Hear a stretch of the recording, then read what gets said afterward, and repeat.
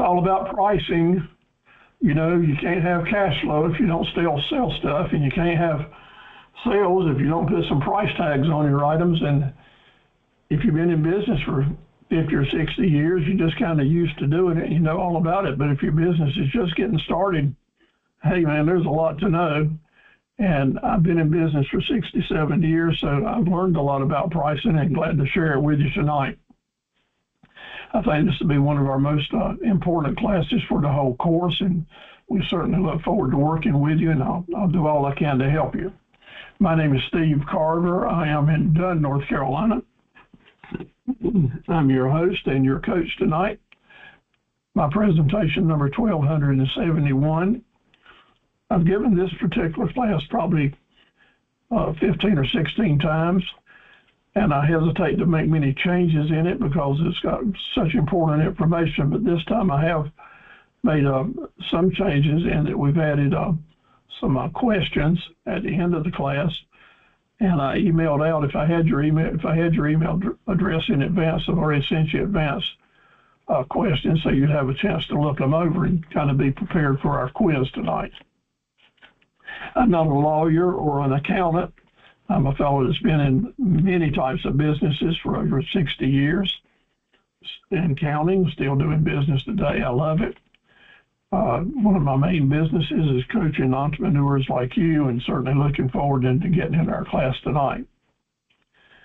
Main thing I suggest to folks is get some free advice, get a second opinion before you make a major move in your business. And all throughout North Carolina, we've got community colleges, and at each community college, they have a small business center. The small business center is there for you. It's not there for the community college students. However, if the student is in business and wants to take advantage of it, that's fine. But the small business centers are for you adults that are starting your businesses or wanting to grow them. And this is a resource for you there, paid for by the state. Each center has a director, and we're sponsored tonight by Joey Wynn, who is the director of the Small Business Center for James Spruck Community College.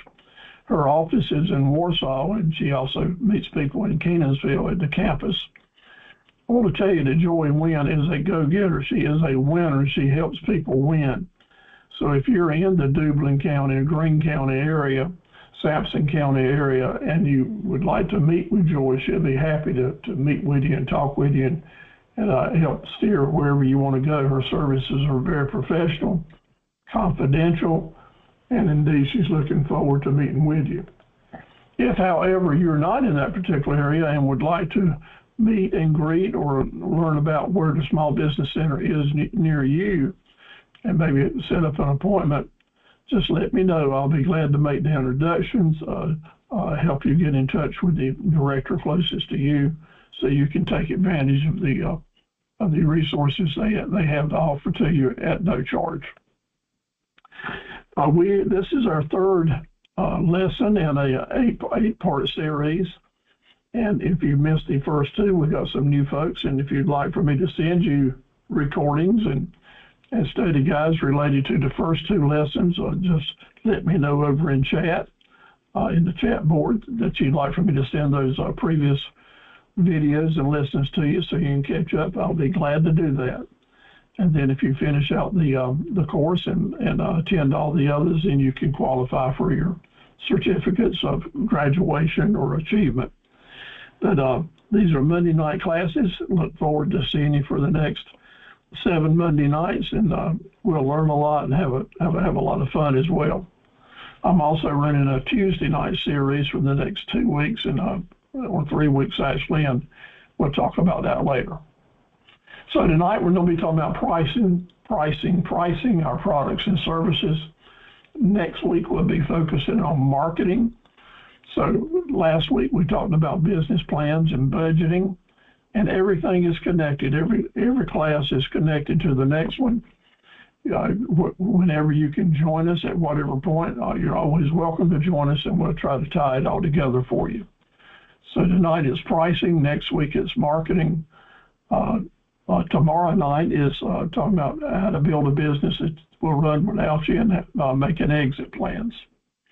13 study guides were available for this lesson tonight. We're going to be glad to email them to you and ask for you to set up a special file on your laptop or your PC and save all these study guides that I'm sending to you. They'll make a great business journal for you one day, and you can use them as you wish, change them around to suit your needs. It's perfectly fine. There's no charge for them. I'm glad to share them with you and hope that it helps you. Excuse my voice, I'm a little hoarse tonight. I do keep a record of attendance because you qualify for your certificates and graduation by attending the classes, so I'm keeping up with it. We had a great attendance in this series so far, maybe one of the best that we've ever had. So we're certainly looking forward to having even more folks come on board, and you're encouraged to invite folks to join us. Please excuse my voice, it's more hoarse than usual. If you sign in and you have to leave to go eat supper or look after your children or something, you don't have to sign in and out just because you're leaving. Just stay signed in, and that makes it easier for you to come back on board. And you're certainly welcome to do that. Let's talk about folks that are here. You don't have to do these homework assignments or challenges, but when you do and share information about your business, we're certainly glad to pass it on. Our goal is to see you be successful and to do all we can to help you get there. We've got over 5,000 folks that have attended our classes through the years and stay in touch with each other. Recognizing people that have been with us, our new members, Raymond Fox is with us tonight. Hey, Ray, good to have you with us. And I use the information that I can find that you send to us to help promote your business, and also use the information as training and teaching tools. So Ray's over in Oriental, North Carolina. That's down close to the coast, near Bayboro, Oriental, that general area down there. A lot of boating going on, and Ray is in the outboard motor service and solutions business, and we've been talking. Got a lot going on, Ray. I'm real proud. Looking over your work, I can see you're being very, very busy. I really love your logo and what you got out there. It looks really good. Let's do some teaching now.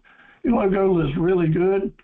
I suggest that you put that you promote your phone numbers on your logo so people can text you or give you a telephone call. I would like to see some more photos in your marketing where it's showing you actually maybe in the business clothes that you use when you're working on the boats or on the motors. Maybe a picture of your van and some hands-on type photos will go a long way to promote, encouraging people to give you a call. I know you're just getting started, and I see you've got 32 followers on your Facebook ad so far. All of you, I'm going to encourage you to try to have 5,000 followers, and a lot of people zeroing in on your Facebook presentations. That is going to be your least expensive way to bring people in touch with you. And from there, they can go to your website or your business or your Google business online. So let's get to work on those. I'd ask each one of you, my email address is over in chat for you now.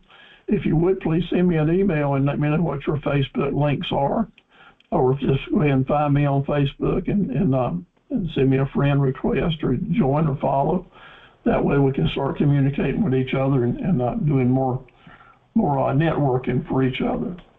Ray, I want to tell you how proud I am of you that you went ahead and got your online business Google account.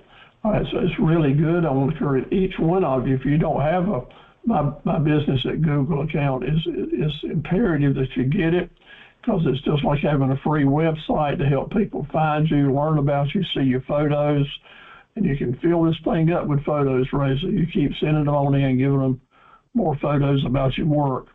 So proud of you also for going ahead and starting to get some reviews, and that's one of the main ways to get rid of anxiety with people thinking about doing business with you. When they see reviews, it's really important. So Ray's already had 4 or 5 star reviews. They all really well written, well done.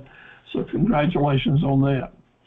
If you are with me tonight and you do not have a My Business at Google account, I want you to think about getting that.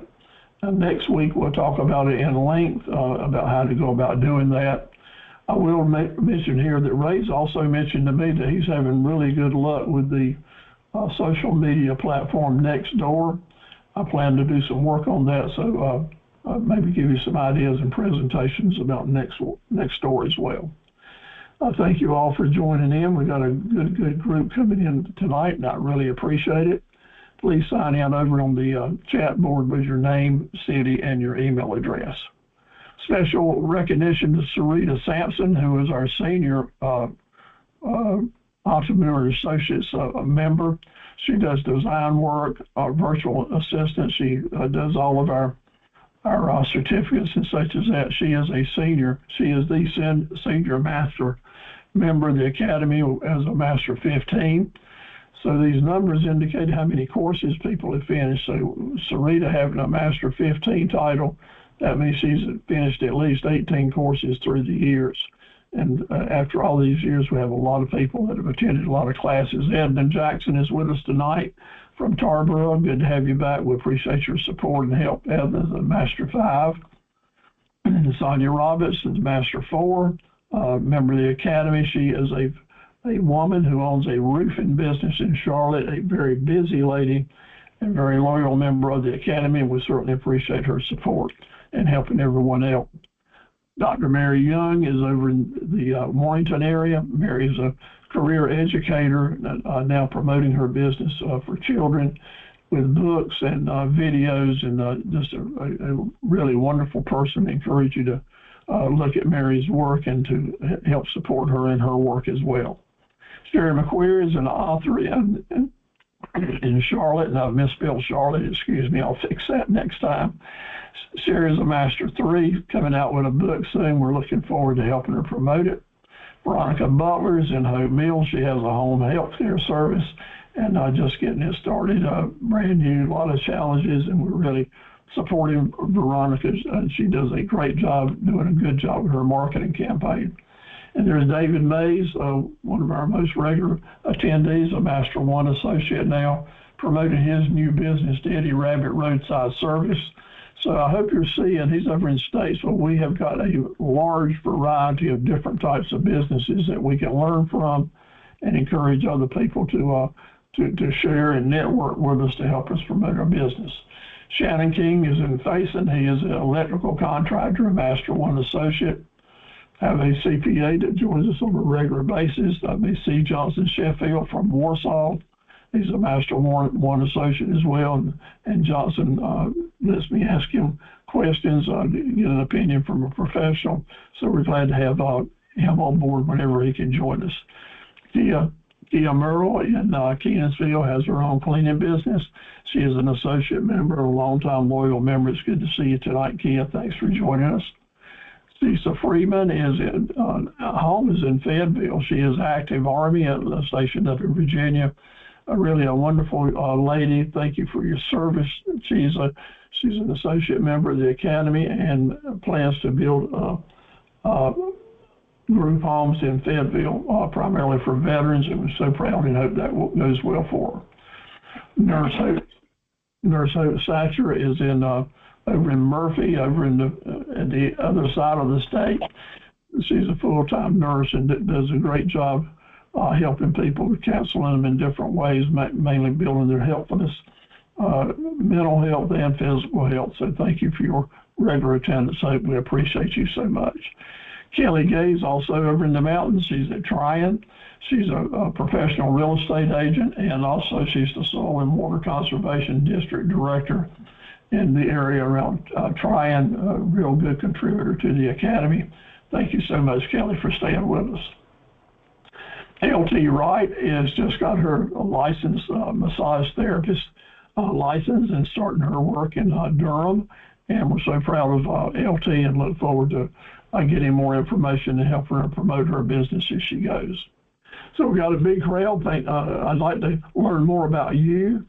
Please send me information. If I didn't mention you tonight, then that means I couldn't be sure when I was looking at Facebook whether I was looking at your presentation or someone else's. There's so many duplications of names and cities. Sometimes it's just really hard for me to make sure I'm getting the right person, so I'd rather not put someone else's picture up there and tell them I'm talking about you. So here's what I do learn when I do search on Facebook. Your ability to earn a lot of money has a lot to do with how many customers are in touch with you. And staying in touch with those customers are so very important. And the least expensive way that I know to get started in doing that is to have a major following on your Facebook pages. So as the course goes on, I'll be sending you more information how we can help each other promote our businesses by doing that. And we'll do that. I'll offer you some challenges, send you email addresses to find and like our fellow classmates and build these followers up.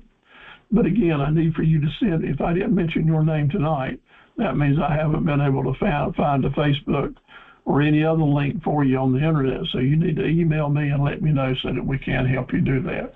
And I'll be glad to do it. Pricing is our main subject tonight. Putting your hands up, let's do a little bit of finger work. I'd ask you to get over on your keyboard or on your touchpad, and let's answer a few questions and get used to doing that. And thank you, those of you that are chiming in over there on the chat board. I appreciate it. This is a good chance also for you to mention what type of business you're in. If you want people to find you, make comments or say hello to your fellow classmates. This is a great networking opportunity where we learn a lot about each other as we go. So my question to you right now to answer yes or no in chat, do you think you're wasting your time when you're trying to forecast, when you're trying to look into the future about your future needs and your risk and opportunities in your business? Do you think you're wasting your time by trying to guess what's going to happen in the future? And I'm getting a whole lot of no's, and that's the exact correct answer. As we're getting started as entrepreneurs, forecasting is so very important to increase our opportunity to become sustainable one day. And we'll spend a lot of time talking about forecasting. As a matter of fact, in week 7, we'll spend a whole webinar talking about business forecasting. So now I want to ask you 2 situations in running your business. You're founder of your business and you're running it.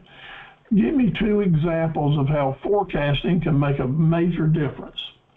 2 examples of how forecasting can make a major difference in business. Forecasting blank, forecasting another blank. What do you think? Think about it. Give me some work over here. So, I would mention forecasting would be how much inventory do you need? How many employees do you need? What type of training do people need? Where are my customers today? Where are they going to come from? We need to be in the mindset of being willing and thinking about forecasting all the time as a business skill that we have to keep working in our brain. There you go. Thank you all for typing in there. That's really good for sure. So now a really important question that we'll really talk about in week 6, 7, and 8 is extreme preparation. Can you forecast how a negotiation will flow? Can you forecast in advance how a negotiation, the results of it, what will they be? Or do you just have to roll with the flow and take your chances as you go? Or do you think that if you have extreme preparation and you got a good guideline and a plan, that you can forecast how negotiations will go? Give me a yes or a no if you agree. And the answer is absolutely yes. Through this course, I'm going to do my best to teach you how to forecast and plan and see how negotiations will go, and we'll give you a lot of information in doing that. Tonight's class is a good example of that. So I want you to hopefully buy into applying yourself and learn some very simple, well, not very simple, but some very important basic lessons that will help everybody have a more successful business. So I hope you see now we've got maybe 10 or 12 brand new guests tonight, and I'm so glad to meet you and work for you and with you. I will be assertive. Forgive me if it sounds like I'm trying to step on your toes, but I'm not. I'm trying to kind of motivate you and push you forward, because in these classes we've come to learn that hardly no one is motivated unless someone else is assertive. So I want y'all to be assertive in moving your businesses forward and helping your customers get excited about doing business with you. So let's motivate each other and push forward to do that. This series, I like to remember some famous quotes from folks, and Walt Disney said, if you want to get something started, when quit talking about it and actually make it happen. Well, I'm so proud of all of y'all for being with us tonight, because you're here. You're not just talking. And Mike Ventura said, there's not really a finish line in small business.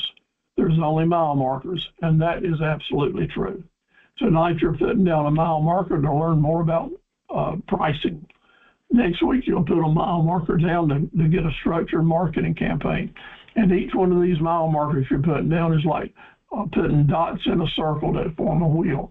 We're going to connect our dots in such a way to keep moving our business forward. Each one of these is a new dot. And brand new tonight, old Bill Gates, who gets a lot of publicity, Bill likes to remind us that we actually learn more in business from our unhappy customers. When we listen to why people are unhappy with us or how we can improve, that is our best, greatest source of learning. So let's just accept that. Let's don't think we know it all, and we don't have to listen to folks who are complaining or trying to give us advice or comments. That's where we learn the most in our lessons. And that's true with me. I've been in business a long time, and every day we'll pick up stuff. Because tonight's lesson is so full, we're going to pass over the 40 drill skills exercises tonight. But all of you that are brand new and you hadn't seen these 40 drill skills, it's coming to you in a study guide tomorrow if you hadn't already got it. We use these extensively to help enhance our tool belts, our skills, our business skills. I encourage you to read that, paraphrase it. That this is one of your challenges for homework. The drill skills are really important, and we'll pick them up next week. I start out with number 17. So I want to say tonight, this is the first time I've used this slide, it's incredibly important that you know how brave and serious and passionate and gritty I know that every one of you are for starting a business. It takes a lot of courage. And one of the places that is the most challenging is pricing our products and services. It can be pretty terrifying, as a matter of fact, from time to time. So tonight, I want you to take a deep breath and dive in, and let's see how much information you can put in your brain and in your plan, so that together we're going to move from being nervous and stressed to being a startup founder with a lot of confidence, and to help you become a very profitable CEO. That's my goal tonight for you. And that working for each other, mutual help, and let's pull together to help everybody get there. So making that price right. How do we get the price right? And what do you do not know? What is you need to know? I don't cover a lot of ground tonight because pricing is never black and white. The very minute you think you've got it figured out, something will change. The president will put a tariff on us, or we'll have a gasoline price hike that runs up the price of this and that. Or one of your vendors throws you a curveball. They go out of business, or they're bowled out and they jack their prices up. It's always changing, and it's very, very stressful sometimes. My main business through the years has been selling farm equipment and implements and the parts that go for it. And it seems like every time after we get all of our pricing set up on our website, go through 50, 60, 70 expensive, time-consuming hours, tedious work getting your prices posted. Then by the time you get them up, here comes a change, and you have to go back and start doing it again. So it's very challenging. I know that. But it's also very, very necessary, because the target's always moving, and we make some big mistakes. I've made a bunch of them. I'm going to tell you right now, you will too. So let's just think about it. But the main mistake we're going to make in pricing is when we say to our customer base, when our message that's going out there in the world is, Here's my price, take it or leave it. Here's my price, take it or leave it. And to my knowledge, I'm the only one that's teaching this story, but I teach it. And I encourage you to pay attention and consider it, because I know what a major impact it has on your overall long-term business. If you're saying to your customer, take it or leave it, I don't want to negotiate, this is my price, you either pay it or hit the road jack. And the other message that I want us to be sending is, here's a reasonable price for you. I've got several options that we can talk about so that you can help get this price that you can afford it, different ways you pay for it, different deposits, different interests. We got a lot to talk about so that we can create a business relationship that lasts a long, long time. Now, that is a heck of a lot better than take it or leave it, because we want long-term business, my friends. We need long-term business. And when you say and take it or leave it, people will leave it. They'll turn around and give you the finger and go give their money to your competitor who's got a lot better attitude. So excuse the French, but sometimes if you're saying take it or leave it, I wonder what your IQ is. And I'm talking very blunt here because I want this to sink in, and we don't do it. On a very positive note, pricing to me is like a salad bar. The different ways that we can offer our pricing to our customers is pretty much amazing how many different strategies or methodology we can use in putting price tags on our products, putting buzzwords on those price tags that interest some folks, turn on other folks.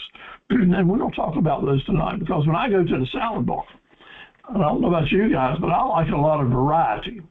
And I'll get a little bit of this, a little bit of that. I'll sample it all. And when customers come to your business, offering them a variety of different ways that you're pricing your products and services is just like offering them the salad bar. Some will take this and others will take that. So open up your umbrella now, open up your sponge, and let's soak this in, that we're after a variety of ways to price our products. A variety of ways to price your products. So let's talk about take it or leave it and get back to that here. So let's say that we're selling something, for an example, and we got a price tag on it here, $14,999, and you can buy it today and save $350, so it's on sale for $999. So we do have on sale here as an encouragement for someone to pay attention to us, but it is kind of still take it or leave it. There's nothing there that encourages the customer. Let's talk more. So the theme of our lesson tonight is giving the encouragement to customers. So let's talk about this and figure it out. So what could we do? What could we do with that $9.99? Well, today we could basically say let's put some buzzwords in it. Let's make it exciting. Let's make it sexy. Let's say, hey, it's 23% off this week. Yeah. It's off. It's time to price. This week is saying, let's do business now. It's encouraging them. Let's talk about it. And you're saving $350. Yeah, save $350. And also, if you want to do the assembly, or you want us to do the assembly, you can add $25. If you want us to deliver it for you, we'll do that for an extra $50. So you can get delivery and assembly and sales tax all for $1,149. So when you give the people more information in your pricing, and there's places I don't want you to give information, but when you're doing this price tag, I want you to put information in there that encourages them to do business now. In other words, it's the look and the hook. The look is you give them something to read, and the hook is a reason to do business now. So as we're doing our price tag, things like super value today and the word only, all these are buzzwords that are not saying take it or leave it. We're saying let's talk about this and let's make it work. You might have layaway plans for your customers, some ways that they can start a payment plan to get started. And indeed, when you do these things, and lots of times it improves your margin. Like this particular layaway plan where someone pays $324 down, and then they got 3 payments at $333, you're going to end up with 15% more margin. Of course, you're financing some of the deals, and you have certain items in here to make sure that that you're going to end up with the deal going through, like no refund. So you cover your bases. And if they're late in their payments, you get a late fee there. So thinking about it, it's a little bit more work. But what this is, it brings customers to you who are looking for a way to start a relationship with you and do business for the long term, doing business for the long term. Maybe your business is one where you can finance for people, where you offer them a lower down payment, then they make monthly payments and pay you some interest. And indeed, when you do these, you're figuring out ways to increase your profits, to increase the revenue that you bring in. The down payment with a lot of people is what it's all about. People like me and my wife, fixed incomes, we live on a budget. And sometimes when we want something that's very expensive that will tear our budget apart, we're very concerned about what's the down payment. And maybe some of you are looking at it the same way. So know that this is real life. This is heartbeats. This is children. This is slices of life. So look at what you're offering to your customers, knowing that they're dealing with what all of us deal with. Living normal lives, sometimes we need to make a down payment. And if you're in a position in your business where we can find a third-party finance company that will help you with your products and your customers, it's worth the effort. And it's the difference in getting that customer in a position to start doing business with you. And that's worth the effort to do it. So to my new friends that are with us tonight, I'll be saying to you in all these classes and reinforcing the foundation of how to keep customers coming. How do you have a substantial reason for people to keep coming to you doing business? And it's not cheap price. It is not cheap price, and that's why I mentioned it tonight. There's two things that people are buying today. Wherever they are, whatever they're buying, they're either buying something they want. I mean, they'd like to have it. They don't really need it, but they got some extra money, and I'm going to buy this because I want it. It's important to me. It's an impulse item, or it's just a desire that I have. And as a business person, I need to have things that people want. And you need to have things in your diversity of profit centers, of products and services, a number of things that people want. But also, we want a diversity of things that people need. That is, they need it and can't get along without it. And whether the economy is good or bad, or whether they had a good week or a bad week, if they need it, they're going to figure out a way to buy it. And I want you to be the person that they're going to find things that they need. Why is that? Because if things they need, they're going to need them for the rest of their life. Their family's going to need them. And if you're the person that's providing them to them and they like you and they're one of your raving fan customers, you're going to have a steady flow of business. And then pricing is going to be important. But having them coming back to you in a steady flow of business where they're not nickel-diming you on everything you're selling means you're going to have profitability and you're going to make it. Yeah, I said you're going to make it if you have a good variety of things that people want and a good variety of things that people need, then you put yourself in a position to make it for the long haul. So look over what you're doing in your business and see if you qualify in that area. I've been in sales all my adult life, and I want to tell you that my attitude is everything's negotiable. Yeah, everything can be negotiable when I'm talking to a customer. Tell me what you got, tell me what you need, tell me what you want. What are our parameters? Have the attitude of trying to find common ground. I'm not going to say to you, no, take it or leave it. I'm not going to say that, and I don't want you guys to be saying that either. We don't want to send our customers away looking for a better deal. So basic rules of thumb now. Fundamentals in pricing. Set your prices high enough to allow for an ample margin, an ample profit margin, so that you can discount and that you can negotiate with your shoppers. I'll give you an idea why in a little bit. So I'll say right now, I don't want you to give any discounts. And the rest of the story is, I don't want you to give any discounts that you didn't plan to give. the new business owner who's getting into business and learning about pricing, let's just face the facts now. Giving discounts is some of the psychological things that we do to get people to come on, let's do business. But giving discounts that you didn't plan to give, or you're giving away the life profit of your company, will put you out of business. It will make you very unstable. So we build our business knowing at the end of the day, whether we gave the discounts or not, we're going to end up with enough profit to pay our bills and make our payrolls and move forward. There's three kinds of buyers out here in the market. Three kinds of buyers. There's the buyers that don't care if you're in business another day or not. They just don't care. They'll tell you often that it's all about the almighty dollar. And if I can save a penny, then I'll go somewhere else to do business. There's a lot of people that way. Maybe you're one of those people. Maybe you're strapped. You don't have a choice. Maybe that's what you have to do. But I don't tell you.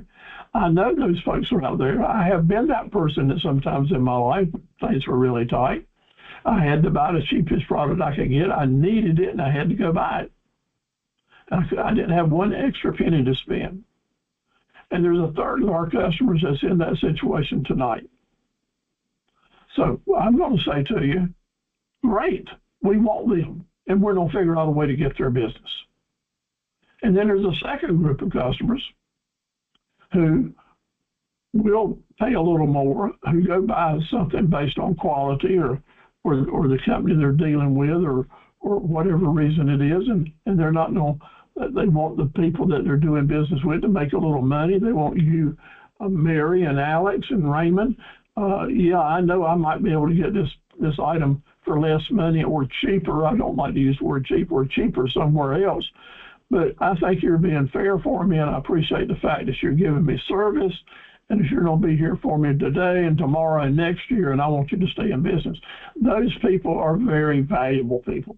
They're the folks you want for Raven Fan customers, and they'll let you make a little bit of money, and maybe you need to discount that a little bit to keep them on board. And then there's a third group of people that a lot of you maybe just didn't realize are out there. So I take great pleasure in telling you this.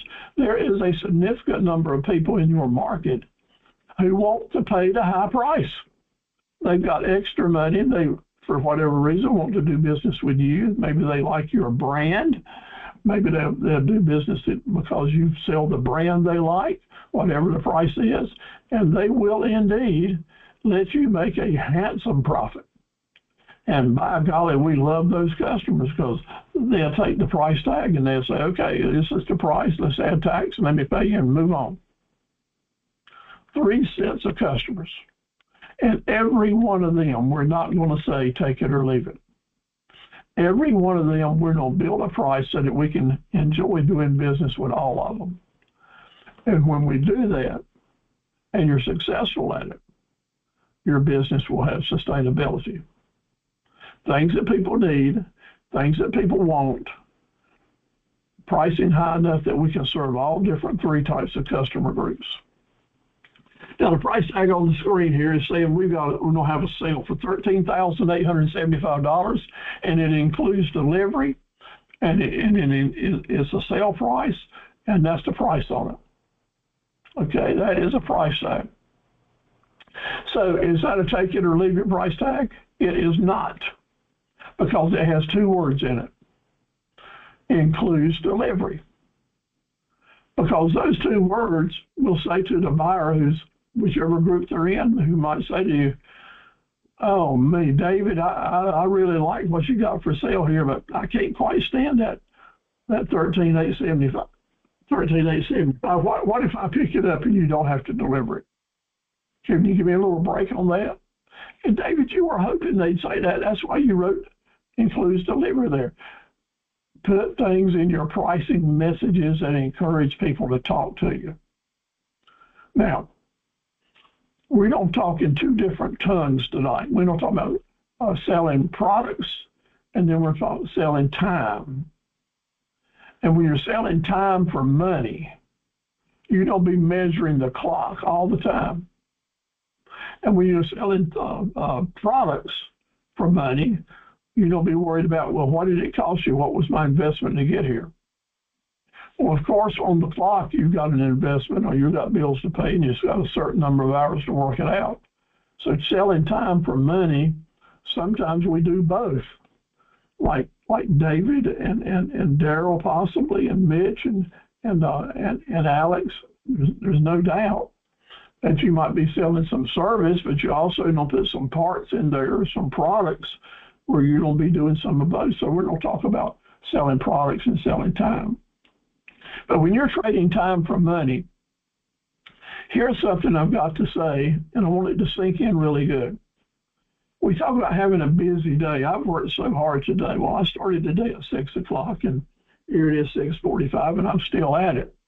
But I want to tell you that I can't say just because I've put in 12 hours so far that I've put in a 12-hour day where I've been making money all day, because I haven't.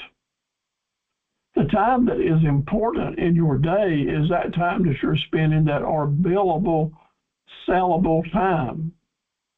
So as a new entrepreneur, our mindset has to be always reflecting back and kind of looking over our shoulder, figuring out what did I do today when I was making money, or what did I do today when I was just riding around, when I was going for biscuits or coffee, or just chatting with a friend, or doing some training, or some housekeeping, maybe washing the truck or buying some parts somewhere.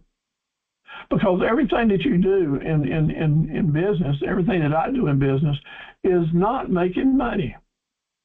But my friend, grow up. It's time now that you realize you have to measure that time and devote that time and build into your priorities time to make money. Well, I don't care how many hours you put in a day. If you're not making some time to actually make money, to sell customers, to do the right marketing, to close deals, to knock on doors, then you're not going to stay in business. Oh, you can talk a great game and you look good, but that bank account's not going to look so cotton picking hot. So billable hours is very, very important. So let's just talk about that. Pricing now.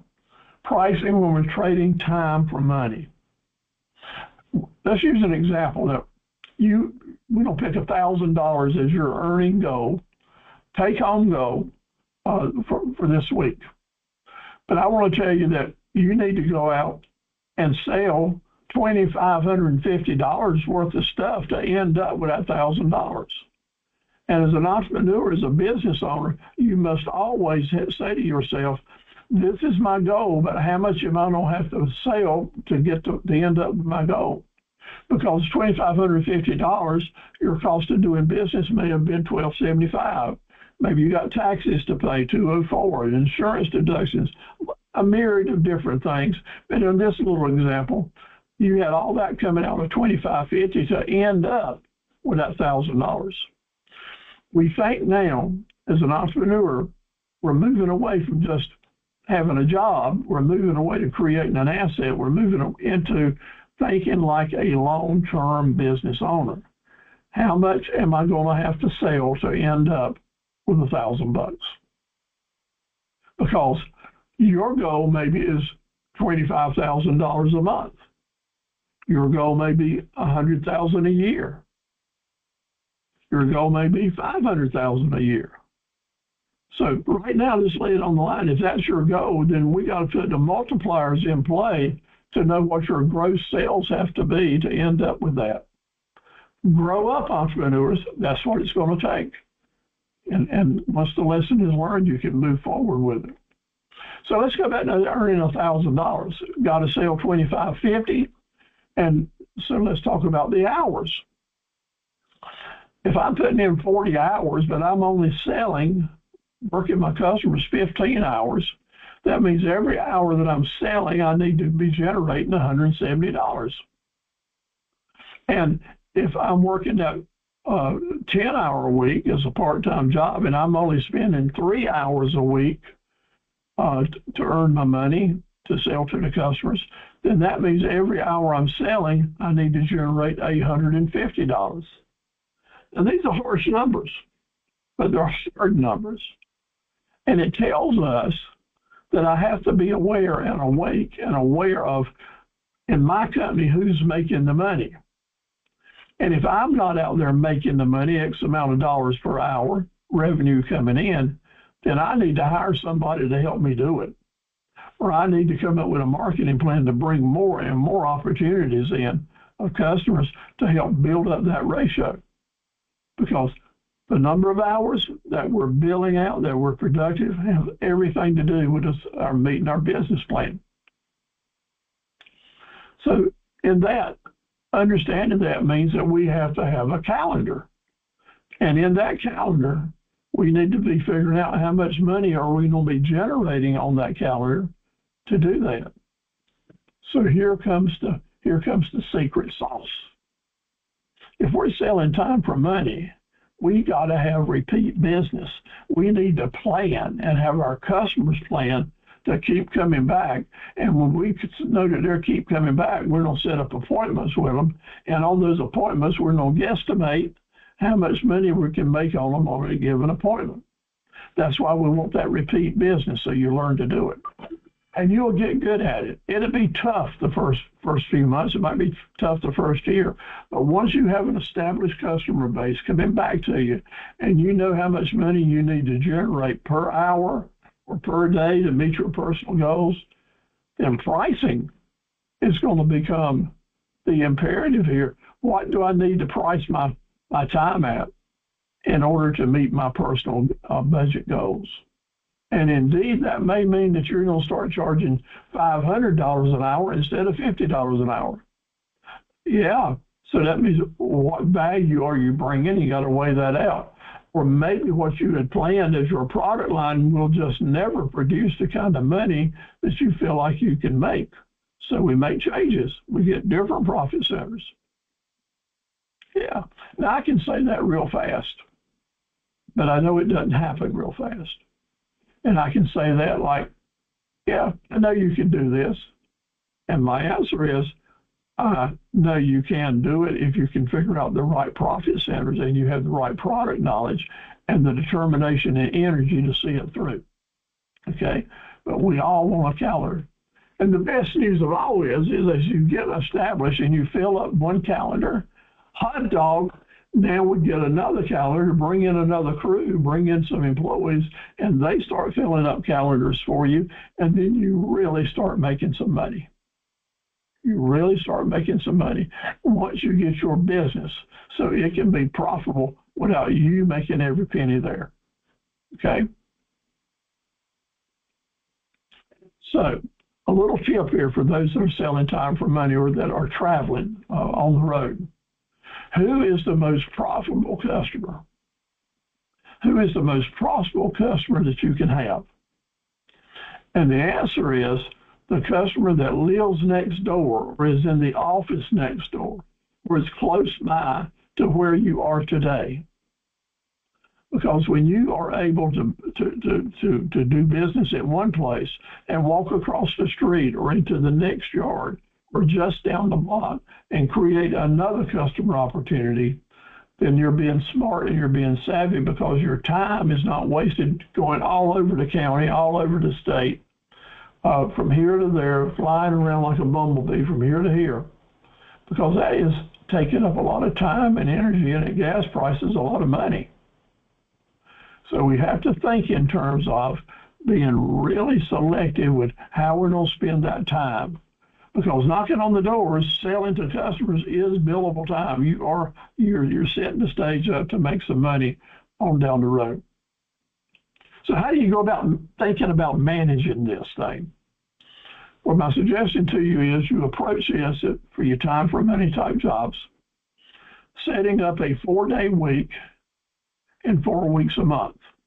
That's your business plan. Your business plan is going to come together and meet your basic goals, working 4 days a week and 4 weeks a month, or 16 days in a month. It happens. It's the way most professionals do it. So think in terms of that. So you schedule your appointments. You know how much money you need to bring in each week.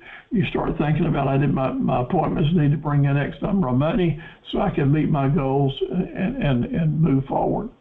We think about our travel time, our cost of doing business, how close are we to the next customer, and how much preparation time that I need. But we don't make this business plan in a 4-day week and take care of that. Number one, we're going to assign a dollar value for each appointment. And as we start filling those appointments, we're going to price them accordingly to meet our overall goal for those 16 days. Here's a little simple example, as simple as it gets. We've got to bring in $640 a day to get that $2,550 a week. So I don't set my appointments up. Maybe there's some appointments I can generate $700, but then there are others where I can't generate but maybe $160 for that appointment. So I don't do 4 of those in a day. And the bottom line is, at the end of each day, I'm going to be earning the amount of money we need to earn to meet our budget. So you're saying, I just don't see this working out. Well, my friend, it doesn't work out by itself. This takes work. You're going to get started. You're going to take what you can get. I know that. But when you start booking that repeat business or taking new calls, it's going to become second nature to you.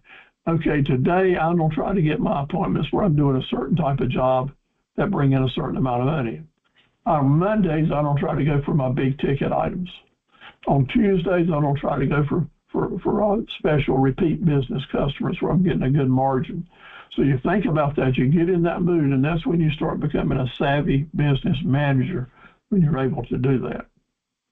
Can you do it? You darn sure can. Who else does this? Will you ever go to the dentist?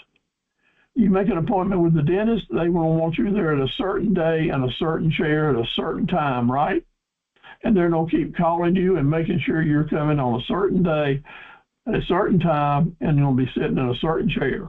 Because if you're just getting your teeth cleaned, that's not a high revenue. They're going to put you in a certain chair where they turn people over 6, 7 times a day and make the amount of money in that chair they need to do it. But maybe you're coming in to get some teeth pulled or some more expensive work done. They're going to put you in there on Monday. They know you don't have to stay in that chair for a while. And maybe while you're there, you don't generate $700 or $800 for the office. Why do they do that? Why do they stay with it? Because it's the way they stay in business. They got to have a steady flow of cash coming in so they can meet the payroll and meet the expenses. You do too. You think that way, things will go better as you go. So here's a little quiz for you. Your target weekly income after expenses, you want to end up with $1,200. You want to end up with $1,200. Get ready to do some chat work here now. Your expenses are $600 a week, okay? Now, on this deal, you're not going to be able to work but 3 days. And you're going to be on the job, though, for 12 hours each day. You want to end up with $1,200. You don't have to spend $600. You're going to work 3 days, 12 hours a day. The question to you is, my friend, how much per hour do you need to charge to make this plan work? How much per hour do you need to charge to make this plan work? Yeah. Get your pencils out, your paper, your calculators. Give me some answers over here in chat.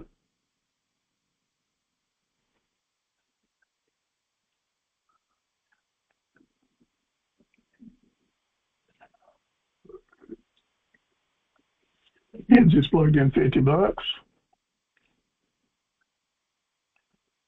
So in my classes now, every now and then I'm going to ask you to answer some questions. Here's another 50, so we'll go ahead. So several of you are working it out. Okay, let's see what we got. So look here, that $50 is looking correct because indeed we're going to end up with $1,800 divided by 36 for $50 an hour. The $1,800 is we need $1,200. We got to spend $600, so we need a total of $1,800. And we don't divide it by our number of hours to come up with, if I charge $50 an hour, I can make that work.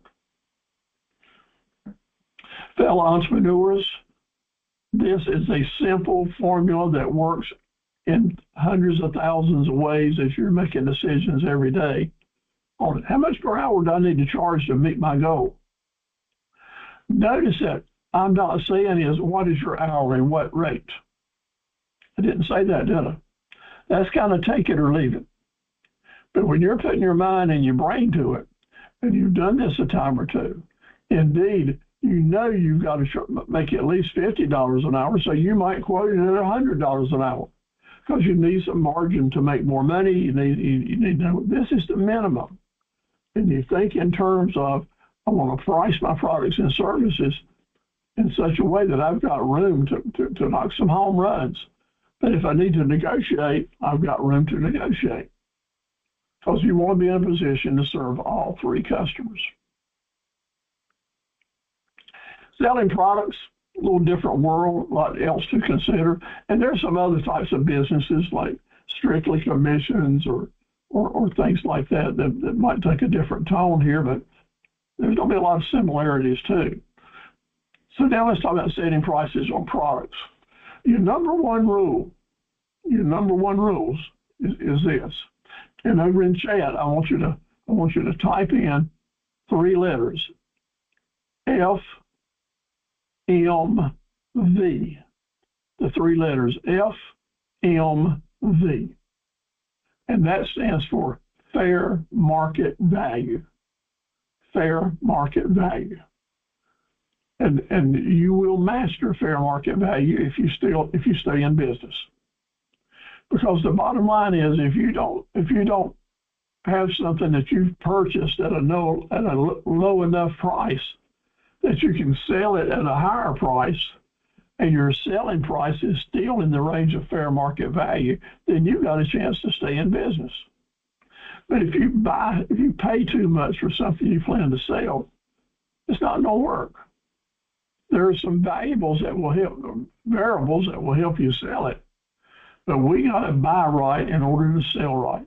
Rule number 1. And sometimes a deal may look good, but if it's not in that fair market value range, we can't do it. The rule is we purchase below fair market value so we can sell above fair market value. The basic number 1 rule in sales is buy below fair market value so you can sell above. Another basic rule, if you're first getting started and never done any of this before, I like to tell you that if you go with the 3 times rule, and this is Steve O's 3 times rule, you're going to be safe. And the 3 times rule saying if you're just getting started in business or into a market and you're just not quite sure where you're headed, if you take your cost on something and multiply it times 3 and let that sum be your asking price, you're probably going to be safe because you've tripled the price, you've tripled your cost. That first third is going to go towards paying your cost, your invoice. The next third that you've earned can go towards paying your overhead, your phone bill, your gas bill, your car payment, on and on. And that leaves a third for profit and for taxes. So that makes sense, doesn't it? But while that makes sense, it may not be practical, but it is still a good place to start for a beginner because you know you're going to be safe and it's a good place to start. Because once you get there, once you end up with that 3 times price, then it's time to study the market, talk to some potential customers and how that price looks like it is, look at what the competition is doing, and then determine at this price, am I going to get a reasonable share of the market? And then you make adjustments as you go. We're always going to be making adjustments, always. We need to apply different marketing strategies. And first of all, that 3 times rule, where does that put us in the fair market value range? Where does that price put us in selling it, in marketing? What are our advertising costs?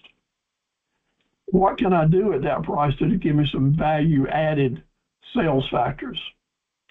And if I need to sell it, if I get in a jam and I need to liquidate it, can I do that with some clearance prices that still leave me a little bit of money? See, it gets complicated real quick. That's why it's a little bit scary, and that's why we're talking about so many different variables here.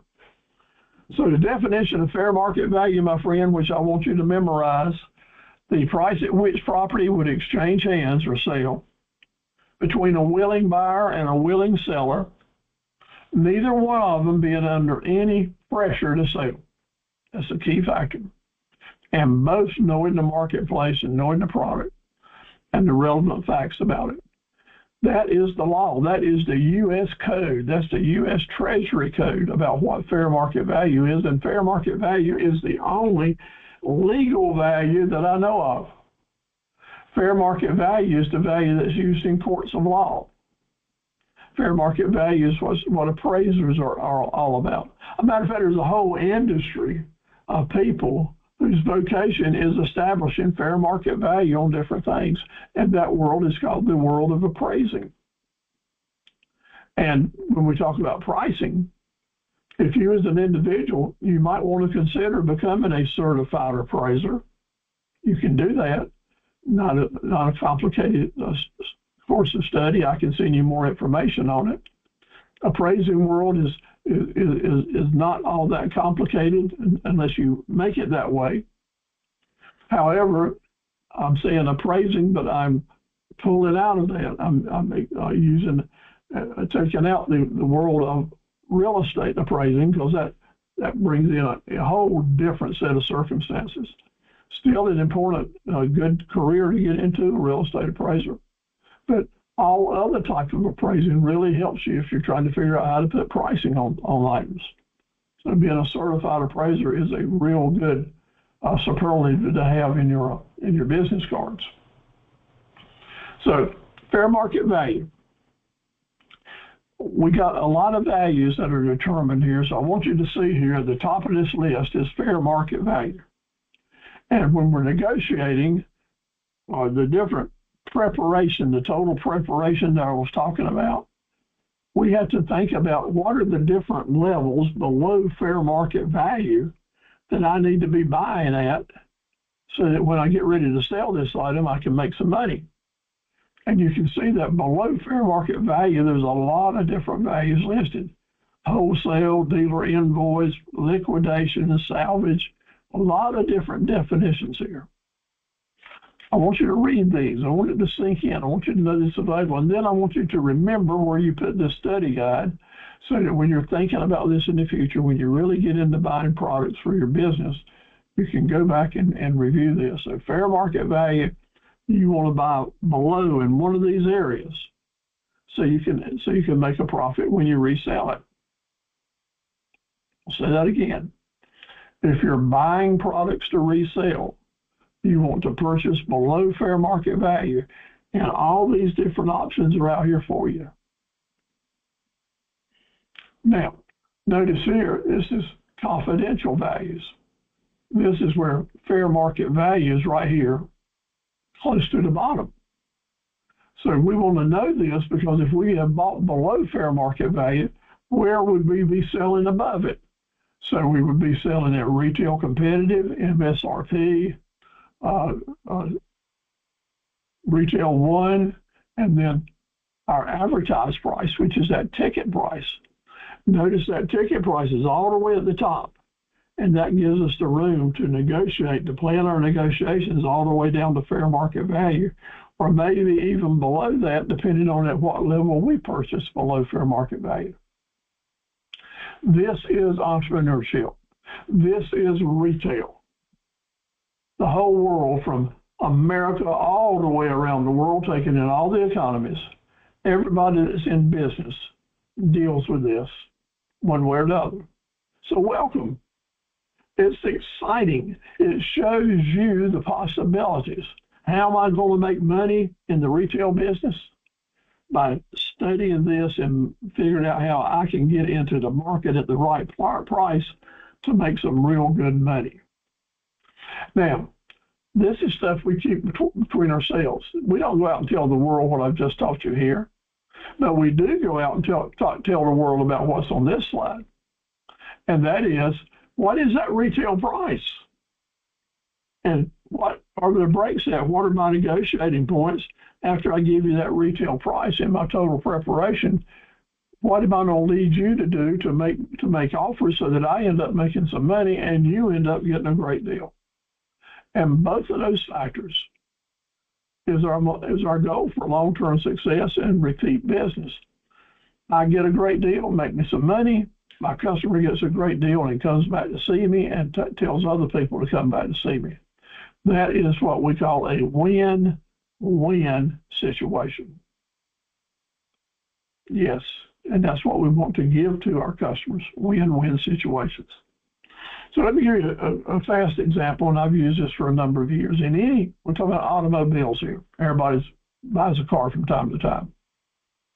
In any one given city in North Carolina, on any given day, there might be a vehicle that sells down here at the salvage lot, the salvage auction sale, for $4,000. And on that same day, at some other lot in the city, a place that does retail that's got everything waxed up and looking real good, and they promoted, they've advertised, they got a sharp salesman out here that's doing a good job. That same vehicle, make and model number of miles on it, might sell for $13,875. That's $9,000 difference.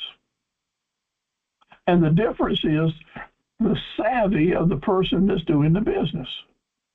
The entrepreneur figured out at where he was going to buy it at, what price he was going to spend, and then he looked and see if he had the possibilities to price it up high enough to make him some home run money. And if he couldn't get a price there, then he knows his negotiating points to get down to where he's still going to make some money. And if that doesn't work out, he's going to know that he can take it back to the auction lot and get his money back. A lot of ranges here, and this is the fun.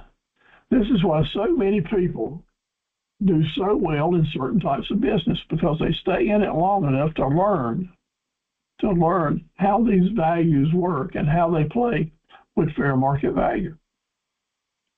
So I'll challenge you to see how this works in your business. How does that play in?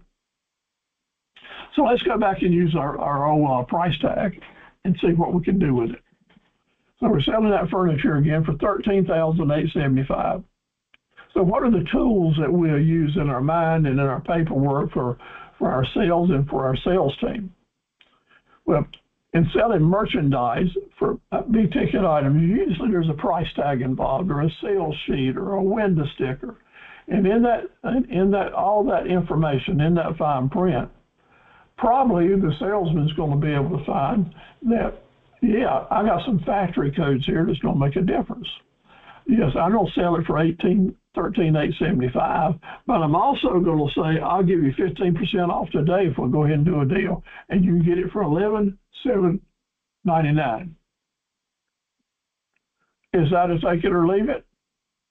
No, because two words are here: minus 15%, which indicates that I'm trying to work for you, and the plus tax. The sheer fact that we're saying plus tax indicates, let's talk about it. Maybe we can negotiate that. And you send those signals to the customer, and they want to talk about it, and you have a chance to close the deal. How do you know how far you can go down or what your bargaining points are?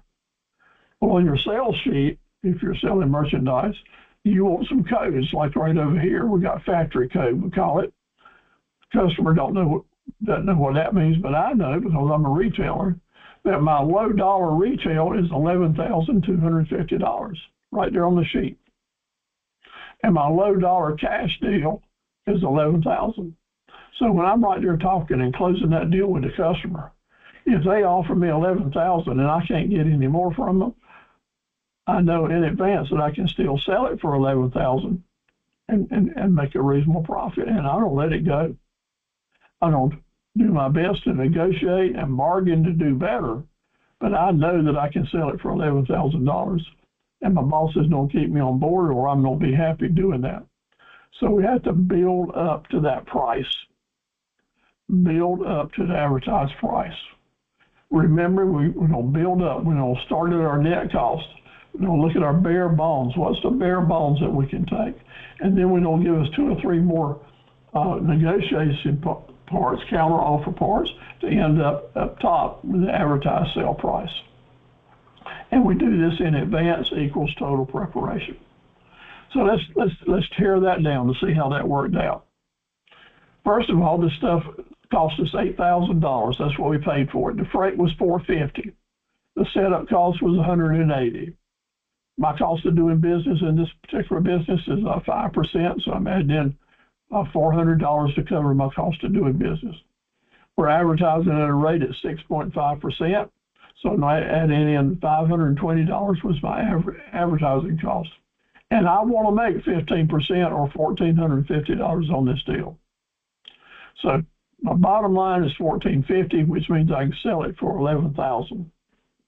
Knowing now that I can sell it for $11,000, and that person is cheap, not going to let me make hardly anything on it. They're determined to get it at the cheapest personal price. $11,000 is going to be their number after we talk and negotiate, and they threaten to leave or cut my head off. You got $11,000, quit talking about it, pay me. But I'm not going to start there. No, I don't start down here at $13,875 for my other buyers, and I don't make them work me down to $11,000 because I know that a third of the buyers is going to write me a check for $13,875, and I'll be real happy that we're going to do lots of things for them and have good conversation and salesmanship.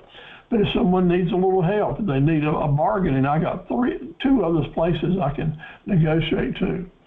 Right here, 11.7 or down to 11.2.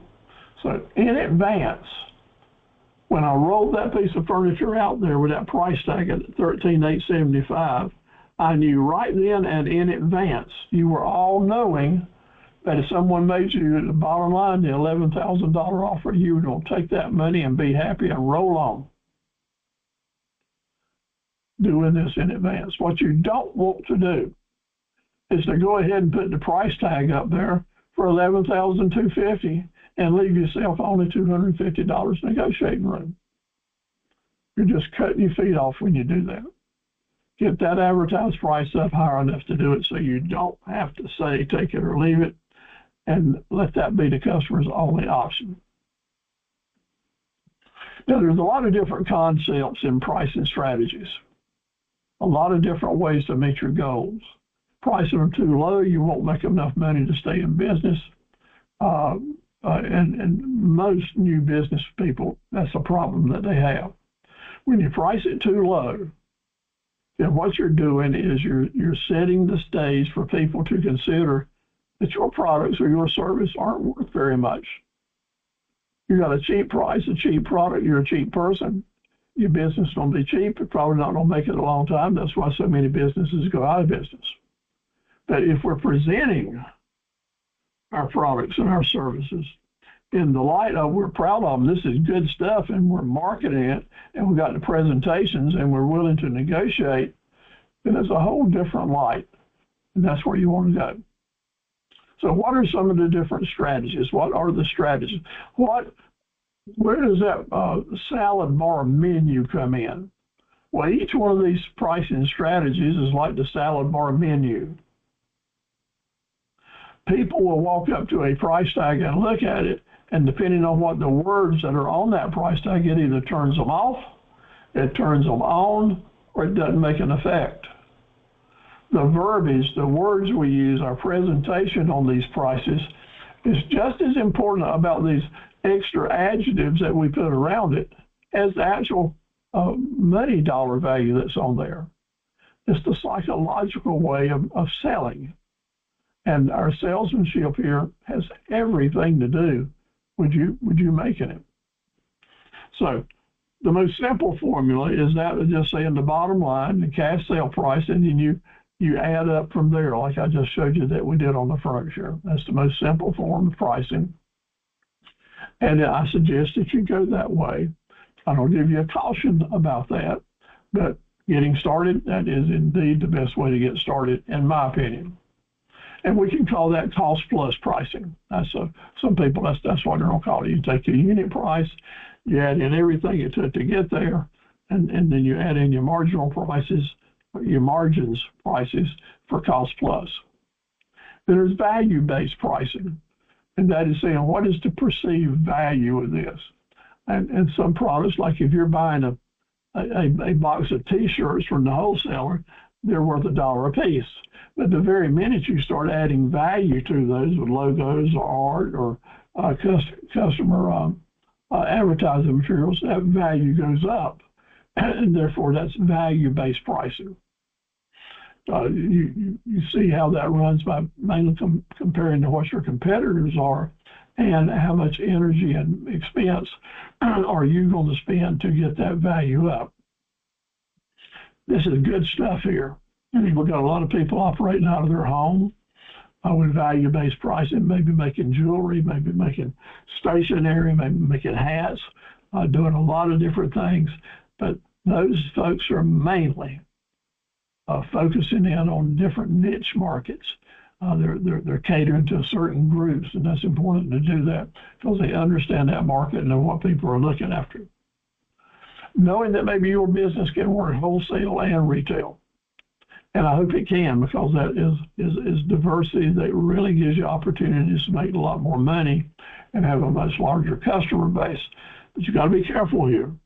If you want to do retail and wholesale, then you got to make your retail prices up high enough that you can sell to your customers, and high enough that you can give the wholesaler, your customer that wants to resell your product, you can give them a good enough discount that they can pay you, and then they can mark it up to a point as high as you got it, and they can make money as well.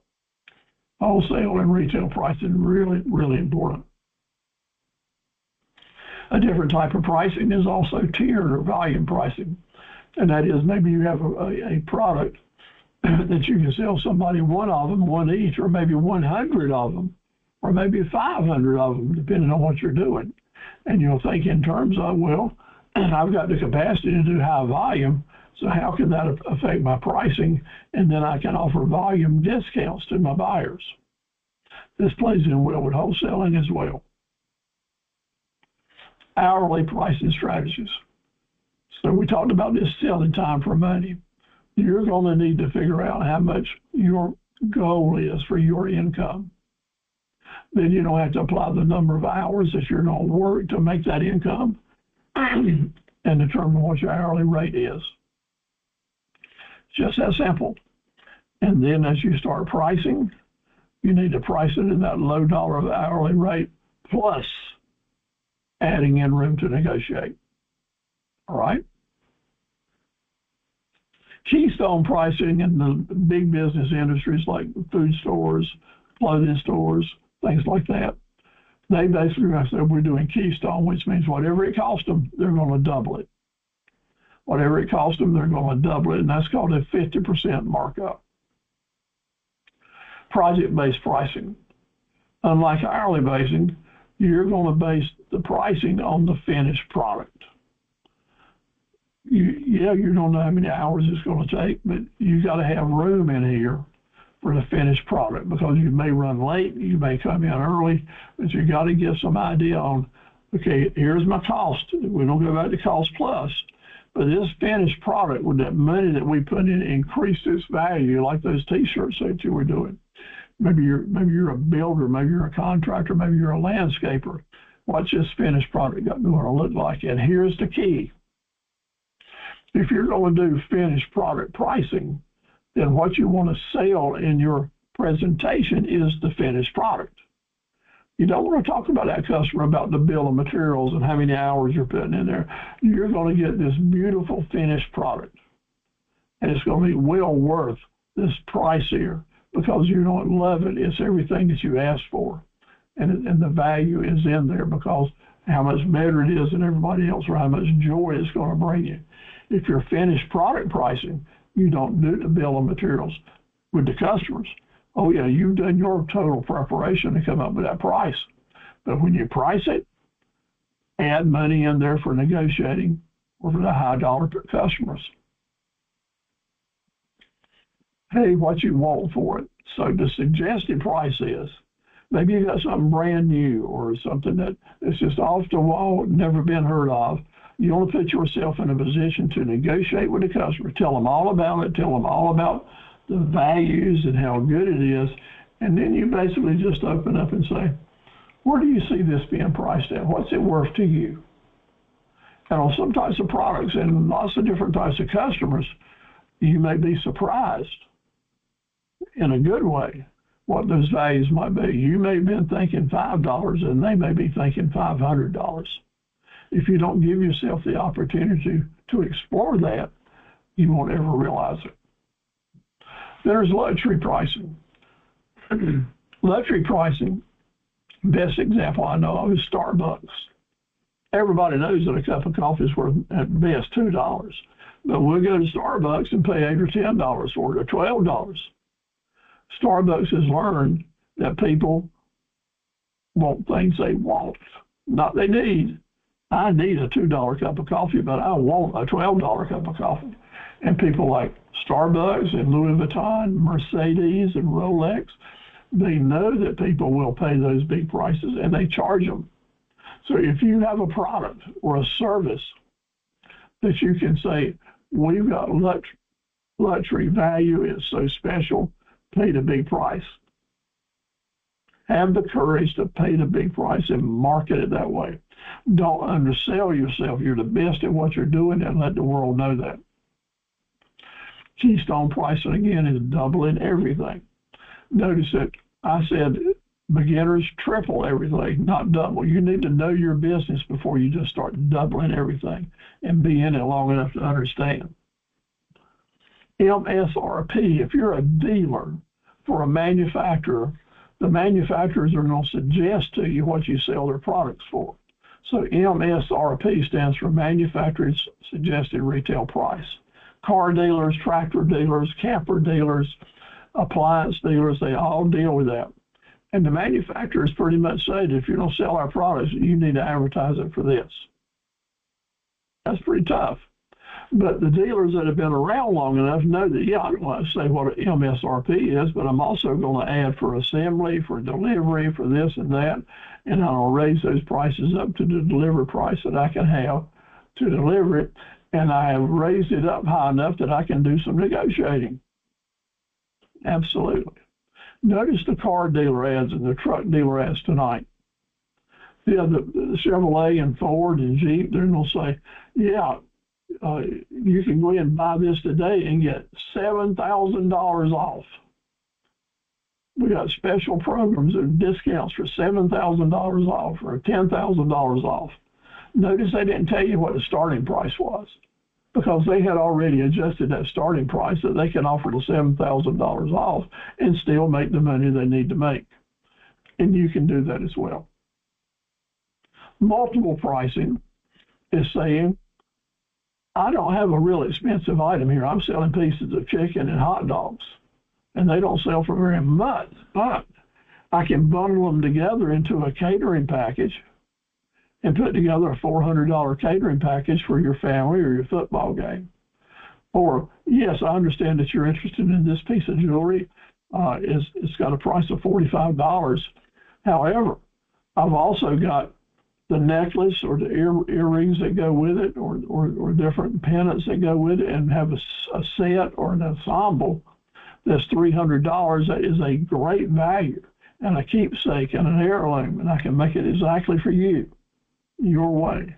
We find ways to bundle to get up to our big ticket pricing to show more value and end up with more money at the end of the day. So discounting, as I said earlier, very important. Some customers are not going to buy from you unless you discount, whatever price you start at. And if you say, look, this is my cost, I can't go any lower, these people are still going to say, well, I know you got room to discount. Everybody does. Well, leave yourself room because sometimes you don't have to discount much, but you can close that deal. So discount pricing is important. Know that it's going to come with some customers, and leave yourself room in there to make your money after the discount. Things are really hopping. The market is just really hot, and you've got something people like and want, but you're having trouble getting daily traffic. You're having trouble building up your daily traffic flow. So retailers will use the term called lost leader. I don't have a lost leader, and that is I don't take one of my products and I don't cut the margin down to bare bones, I'll cut it down to bare bones. I'm not going to leave room in that advertised price or hardly any, and I don't advertise it for this price, and I don't use it as a loss leader and tell people about the $10,000 discount they can get if they come on in now. Well, you do that to bring people in the store so that they see other things you've got. And that's where the diversity comes in. The loss leader is probably a stripped down model, don't have many options, don't have many extras. But when they get there and they like the price on that, you want to be in a position to say, and by the way, we've also got this product, which is very similar to this, but it's got a few more extras on it for this amount of money, and then you sell the value added. Loss leading is about getting them into the store. It's not about losing money. I don't want you to lose money on loss leaders. I want you to cut your margin and bring them in and then have something else there that you can say, and by the way, we've got this where we can make some more money. But if they buy the loss leader, great. Make what money you did on it, pat yourself on the back, and move on for the next customer. I don't want you to say, I'm not going to do that, Steve, because that's bait and switch, and that's unethical. Bull. Bait and switch is a good a marketing tool as any other. It's just the words that we use. Loss leader is a great way of explaining it, but it's also bait and switch. That's the fact of the matter. But loss leading is an effective way to market and get new customers into the store. And maybe it's that customer that's going to buy cheap. Well, you have it there for them. Psychological pricing. Listen to me close now. Psychological pricing is the importance of $9.99. It's the numbers game. It's how much per month can someone stand. And your pricing and your marketing at plateau levels to get their attention. A lot of people go out shopping on weekends and the husband or the wife has told the other one, and don't you spend more than $200 or don't you spend more than $100. And when they go into a price and they see something they're interested in for $99.99, they say, oh boy, I can get this and stay in my budget. Or, oh boy, I can spend $200 a month and buy this, use this, or this new thing, finance it, and I get it for $199 a month. Put that in your head, because that pricing structure to them is more about what's my monthly payment or what's the plateau I'm getting under, more so than that bottom line dollar price. Here's an example of some pricing that I've done in the past in my business. See all the 99s and the 49s? I know this works because years customers would have called me up and said, Steve, I'm interested in that machine that's $10,999. They didn't say I'm interested in that machine that's $11,000. They want that $10,999 machine. It works. It's a very important thing to do. So my question to you is, get ready to type in. Get ready to type in. If you've got a product that you could put any one of these 5 prices on, which one do you think psychological pricing would indicate that you ought to use? Which one?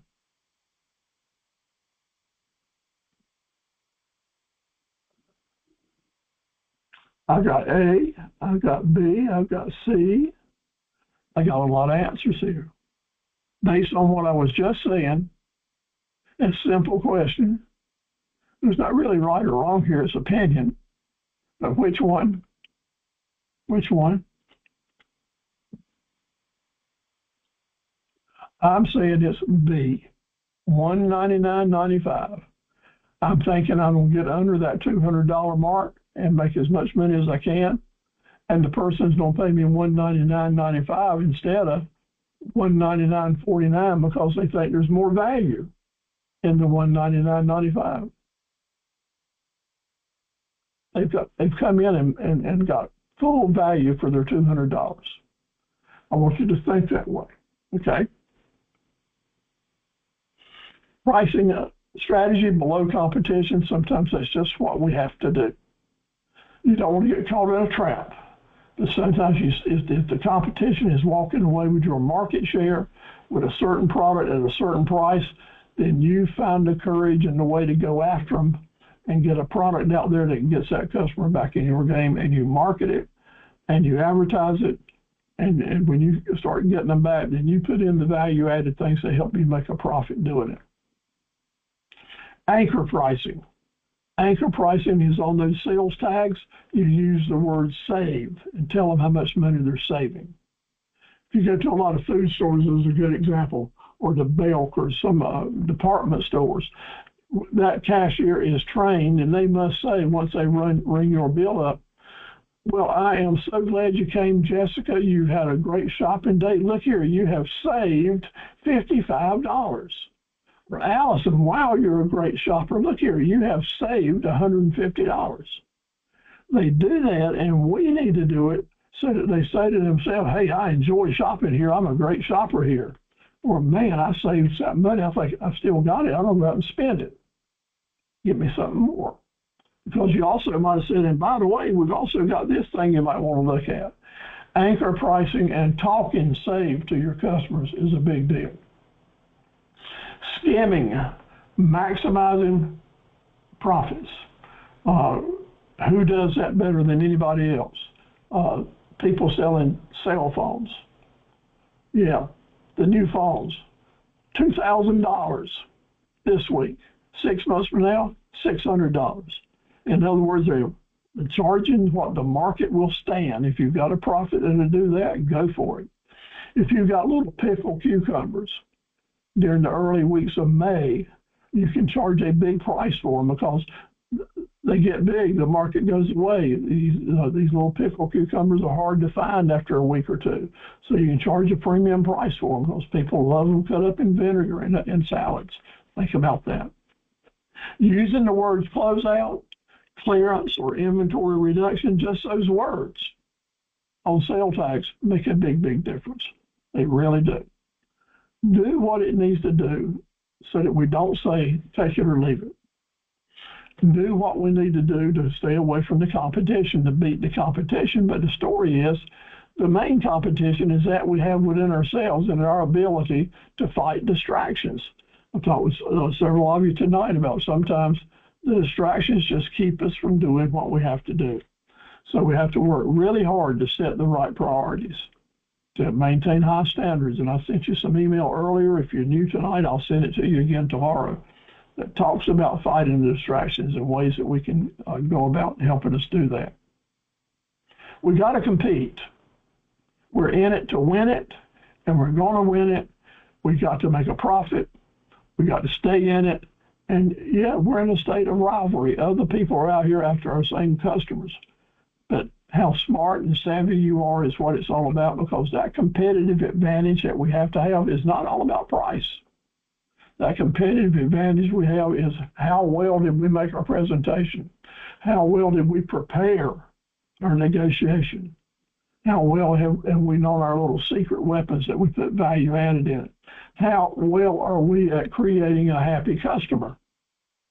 The hospitality standpoint and the customer service standpoint. All that has an ingredient in the value of things. It's just not about a cheap price. It makes a big, big difference. Knowing who we're talking to and not wasting our time with people who probably have no interest in our product is important. So therefore, we have to think about our marketing and send our messaging to the right groups of people, to the right niche market in the right area. Next week, we're going to talk about that big time. Branding is a big, big deal in getting more money, making more profit on the same type of item because we've branded it properly. We've got people wanting our brand because the value is there. The name brand is worth something, whether it's in your product or in your legacy or in your business. And there are times when whatever we're pricing, people aren't buying it, people don't want it, or you don't feel comfortable selling it because you think there's a possible problem down the road. Like old Kenny Rogers says, we got to know when to hold them and know when to fold them. Our business plans have to be flexible, be willing to pull it off and do something different. Just because you started with something don't mean you have to finish with it if you see it's headed in the wrong direction.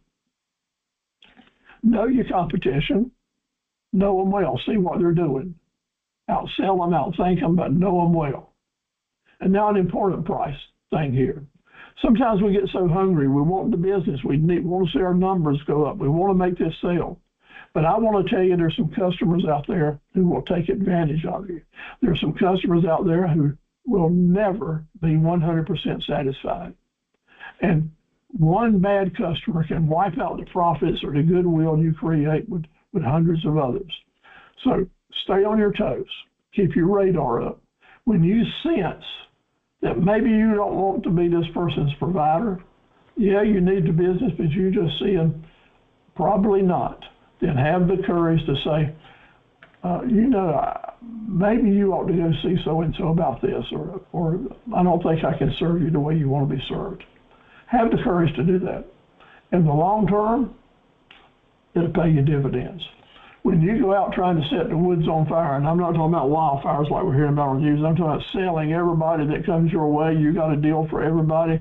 You're hot, so you're setting the woods on fire. I'll tell you, when you do that, and you're taking all the business you can get, you're probably going to get your ass burned at some point. It happens. There's people out there who make a living screwing other people. So be selective. Go after the good business. If you get all the business, my friend, you're going to get all the bad business that comes along. And it don't take but a little bit of bad business to wipe away the good stuff. So set your standards high. Have those presentations and ask the right questions to get a good feel for, is this a customer you want to be building a long-term relationship with? Is this a customer you think is going to be really good for my long-term business, and therefore I'm willing to discount it a little bit more to bring them into a relationship? You can be selective. You own the business.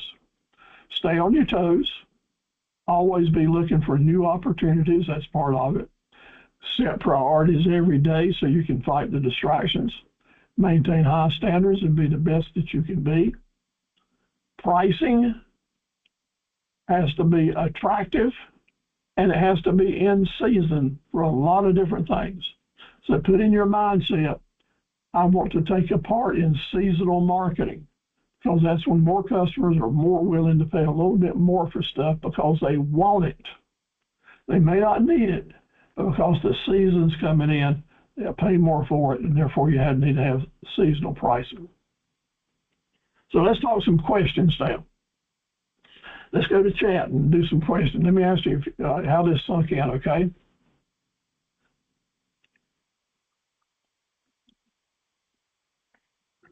Number one, why is it advised to consider pricing as a moving target rather than a fixed black and white approach?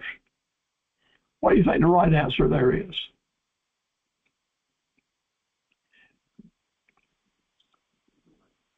Prices, we don't confuse our competitors. Market changes, so you have to adapt your strategy to avoid take it or leave it. You should only change your prices when the competitors lower theirs. Prices should be set exactly what the manufacturers say. So we got a lot of B's over here, so let's see. Absolutely. B is the correct answer. Think about what happens when a business refuses to negotiate or adapt to different buyer situations. It usually means that you're missing sales opportunities. So we don't want to say take it or leave it. Congratulations, guys, you got it.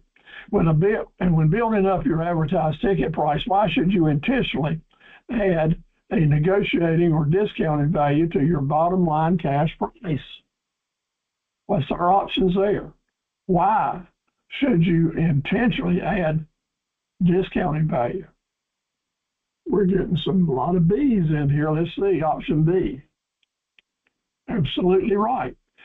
To ensure that when the retail shopper asks for a discount and tries to negotiate, your business can lower the price without eating up your core profits. So important, as we've been talking about. Remember that. According to financial example provided, if your business pulls $2,550 in gross revenue and your cost of doing business is 50%, what does this 50%, $1,275, represent? Oh, man, what does that represent? We're getting a lot of C's here. Let's see what that says. Absolutely right. Congratulations. The total operational cost requires to keep the business running which must be stripped out before calculating your income. So knowing what the market will stand, but you got to know what your business can stand as well. That cost of doing business, your tools, your rentals, things you've got to have, your take-home income, you always got to figure that into your pricing. Number 4, why is giving products away or services at an extremely low price to secure your very first clients considered a very dangerous mistake for a startup business? I do appreciate y'all working out on this. So we got a lot of B's coming in. What do you think, guys? Answer B, absolutely. Congratulations. B, it establishes a low price perceived value for your brand and makes it incredibly difficult to raise your prices in the future. So important. If you perceive that you're cheap, if you send that message to your customers, I got the cheapest price, then that goes out into the world and people say, well, he's just a low-cost, cheap operation. But turn that around and I've got great quality, very reasonable prices. I'm here to stay, good customer service, and on and on and on. That's the right way to go. That's the right way to earn more money. Number 5, if the founder uses a 4-day work week calendar strategy with weekly sales goals of 2550, how should they determine their daily revenue target? A, B, C, or D? Okay, Kara, thank you for being with us. We're getting a lot of C's coming in here. Looks like y'all paid attention. Let's see, that's right. Divide the weekly goal by 4 to establish an even daily milestone of $640. So remember that. What is your daily milestone per day going to be? And that will have as much to do with how you set your prices as anything else, and it should be. Reviewing that 4-day calendar, where sales are $700 on Monday, $650 on Tuesday, $640 on Wednesday, $700 on Thursday, what vital pricing lesson is demonstrated? What are we learning when we look at these different daily values? B is the right answer. Daily revenues can fluctuate, but smart scheduling around that fluctuation will help you build in an average so you can meet your target. Number 7, when a service provider is mapping out their calendar appointments, which hidden factors must be included alongside the active production hours? Getting kind of deep. Getting a lot of B's. Thank you very much. Answer is right. Y'all are right on it. Travel time, cost of doing business, prep time, the proximity to the appointment, how many miles you got to go, how much the gas don't cost you. Yes, we have to take all that into consideration or we end up going broke. Number 8, which of the following best describes how a business calculates its retail price using cost plus method? That's what we did tonight. We were basically doing cost plus. What looks like the right answer for us? Y'all having to think about that one? Here you go. Getting a lot of B's. B is the right answer. Thank you very much. I'm proud of you. You add up the direct materials, direct labor, overhead cost of the unit, then add in a specific markup percentage. Friends, remember to add in that specific markup percentage. While cost plus pricing is simple to use, if you have an accurate cost metric, what is the primary strategic disadvantage? So class, this is where I said that it's a two-edged sword. There is a primary strategic disadvantage to cost plus pricing. That's why I needed to mention this. Things are not always black and white, and sometimes we have to take this into consideration. So what do you think the answer might be? I'm getting a lot of C's over here. Correct. It completely ignores what the competitors are charging and what your customers are willing to actually pay. Remember, we have to remember that some customers will not pay but so much. And some customers will pay a whole lot more. And just because you run the cost plus and it looks good, doesn't mean that you can just go ahead and go with that. You have to check out where you stand in the market and see how your price stands up. Or otherwise you might say, hey, I got a great price tag here. I'm taking on cost plus and I've made me a little bit of money. Well, the fact of the matter is, you may be so high, nobody's going to do business with you. And maybe you need to change brands or products or just revisit the whole thing or get a different profit center. Or your cost plus plan may be coming in way below market value, and you can increase it significantly and knock some home runs when you sell these things. So you just can't do your cost plus and stop. You need to take time to measure it up and see how it stacks up in the marketplace. Always something else to do in there. A 3-pack of plain white T-shirts costs $10 at the drugstore. But a single white T-shirt with luxury designer labels can sell for hundreds of dollars. What is the pricing strategy? What pricing strategy does this classic example illustrate? And big deal, especially if you're making things. Especially if you're making movies or if you're making videos or you're writing books. You know, one book might sell for $10 and be profitable, but the market may tell you there's great value here and it's hot on the market. I can sell it for $25. What is the type of pricing system? I got C's over here, and the right answer is C. Value-based pricing sets prices according to the customer's perceived value and emotional connection to the brand or the solution rather than a raw cost. Important point for all of us to remember. 2 more questions. How can a new startup founder gather the necessary insights to successfully execute a value-based pricing strategy? How can we gather the information we need to put this strategy together? I'm getting B's. Correct answer is B, right on target. By conducting target market surveys on the willingness to pay, identifying what makes their product better and more unique, just like we were just saying.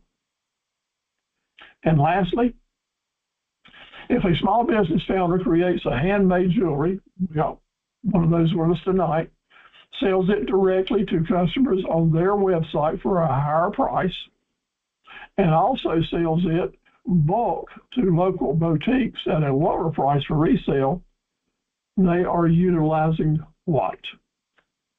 In other words, they're doing retail work and what? Getting the answers are C, combined wholesale and retail pricing. And I've been able to do that for 60 years. It's a very good way if you can find the right product mix to make that happen. Because here you can have things that people want, things that people need, and just enjoy all the different aspects of the market. You just always have to remember to protect your wholesale customers. Next week, tomorrow night, we're going to talk about when should someone start thinking about their exit strategies. Real good presentation. I'll send y'all information about it and hope you can join us tomorrow night from 6 to 7:30. Next week, really important, ties into everything we talked about tonight, and that is how you can put together a structured marketing campaign. We're going to call it the Golden Goose Marketing Campaign because it's going to tell you what's next. If you go with a structured campaign, you'll have a good idea about what you need to do to stay in business from here on out, because you'll follow some guidelines, put some plans in place to help you know what you need to do to stay with your customers. Thank you very much for being with me tonight. I hope you enjoyed this presentation.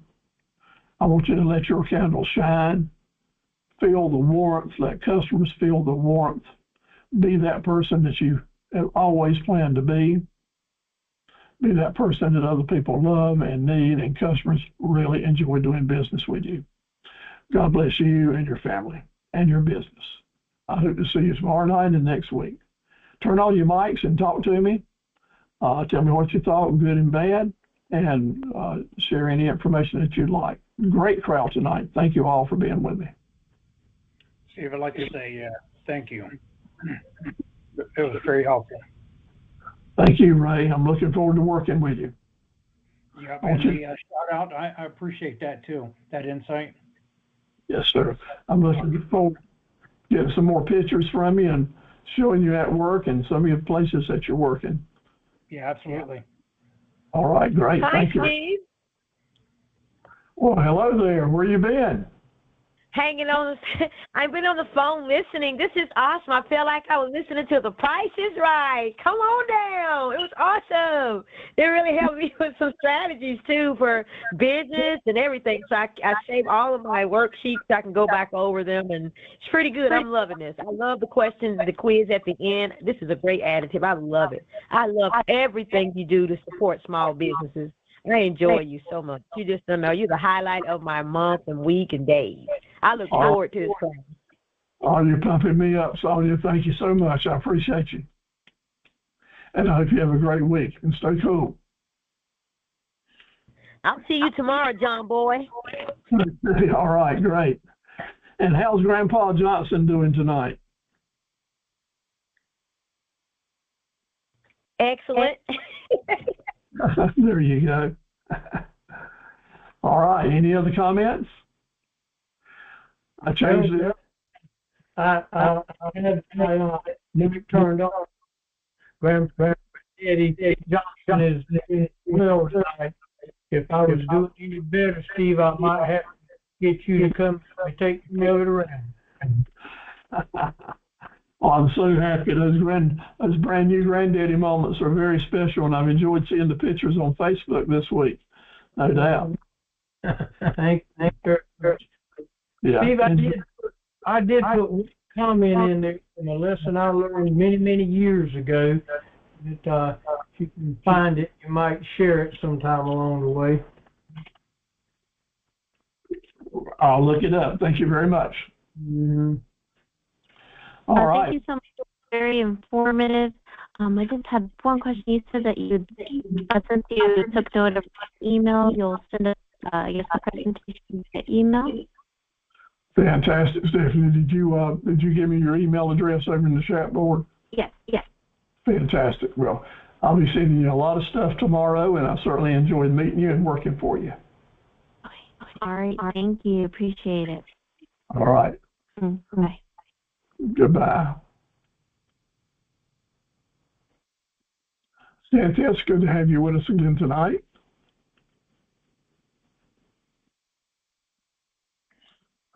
All right, like they say on Walton's Mountain, good night, John Boy. Y'all take care and rest well, and God bless you and your business.